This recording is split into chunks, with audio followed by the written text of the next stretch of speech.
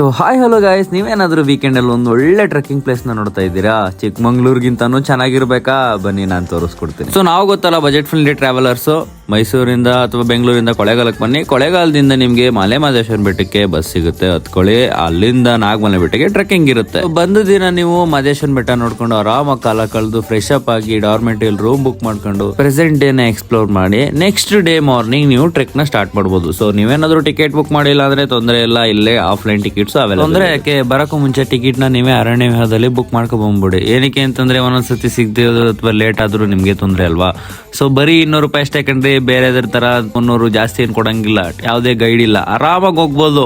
Next day morning ನೀವು ನಿಮ್ಮ tickets ಮತ್ತೆ ಡಾಕ್ಯುಮೆಂಟ್ಸ್ ಗಳನ್ನ ತಗೊಂಡು ನಾಗಮಲೆ ಎಂಟ್ರೆನ್ಸ್ ಪಾಯಿಂಟ್ಸ್ ಗೆ ಹೋಗ್ಬೇಕು. ಸೊ ಅಲ್ಲಿಂದ ನಿಮ್ಮ ಟ್ರೆಕ್ಕಿಂಗ್ ಸ್ಟಾರ್ಟ್ ಆಗುತ್ತೆ. ಡಾರ್ಮೆಟ್ರಿ ತುಂಬಾ ಕಡಿಮೆ ಬೆಲೆಗೆ ಸಿಗುತ್ತೆ ನೋಡಿ. ನಾವು ಇದೇ ಡಾರ್ಮೆಟ್ರಿ ಉಳಿದಿದ್ದು ಜಸ್ಟ್ 300 ರುಪೀಸ್ಗೆ 20 ಪೀಪಲ್ ಸ್ಟೇ ಆಗಿದ್ವಿ. ಸೊ ನೀವು ನೋಡಿ ಬರ್ಬೇಕಾದ್ರೆ ಬುಕ್ ಮಾಡ್ಕೊಂಡು ಬನ್ನಿ. ನಾಗಮಲೆ ಚಾರಣ ಏನಾದ್ರು ನೀವು ಹೋಗ್ಬೇಕು ಅಂತಿದ್ರೆ ಮಲೆ ಮಹದೇಶ್ವರ ದಾಸೋಹದಿಂದ ಸ್ಟಾರ್ಟ್ ಆಗುತ್ತೆ. ಸೊ ಇಲ್ಲಿ ಜೀಪು ಸಿಗುತ್ತೆ, ಬರೀ 2 ಕಿಲೋಮೀಟರ್ಸ್ ಇರುತ್ತೆ. ಸೊ ಇಲ್ಲಿಂದ ನೀವು ನಿಮ್ಮ ಫ್ರೆಂಡ್ಸ್ ಫ್ಯಾಮಿಲಿ ಜೊತೆ ನಿಮ್ಮ ಟ್ರೆಕ್ ನ ಸ್ಟಾರ್ಟ್ ಮಾಡಿ ಡೈರೆಕ್ಟ್ ಚೆಕ್ ಪೋಸ್ಟ್ ವೆರಿಫಿಕೇಶನ್ ಬರ್ತಾರೆ. ಇಲ್ಲಿ ನಿಮ್ ಟಿಕೆಟ್ ನ ಚೆಕ್ ಮಾಡ್ತಾರೆ. ಟಿಕೆಟ್ ನ ಚೆಕ್ ಮಾಡಿದ ತಕ್ಷಣ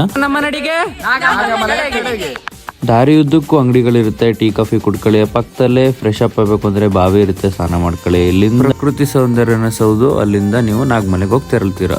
follow for more contents Madan ಶೈವ.